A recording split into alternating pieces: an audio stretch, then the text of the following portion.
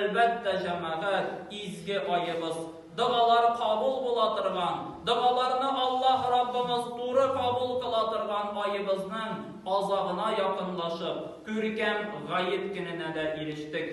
Муса галәйһиссәлам, җәмәгать, Аллаһ Раббымыздан сорады.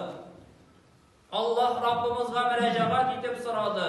Эй Раббым диде. Эй Раббым, сиңа миннән дә якынрак, миннән дә якынрак булган, син хөрмәт кылган кеше бармы дип сорады. Шул вакытта, җәмәгать, Аллаһ Раббыбыз аңа нәрсә диде? Бар диде. Бар диде, ул бәндәләр Мухаммад галәйһиссәламның өммәте диде. Һәм шул вакытта Муса галәйһиссәлам гаҗәпләнеп Аллаһ Раббымызга мөрәҗәгать кылды. Эй Раббым диде. Эй Раббым, ничек инде аның өммәте сиңа якын булсын? Без бит әле менә мөнәбәрәк урында пәрдә аша гына синең белән сөйләшәм, пәрдә аша гына сүз алышам.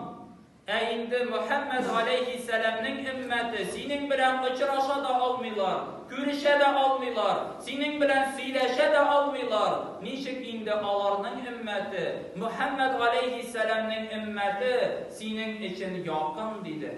Һәм шул вакытта Аллаһ Раббыбыз әйтте: "Эй Муса" диде. Мухаммад галәйһиссәламның өммәте Рамазан шәриф аенда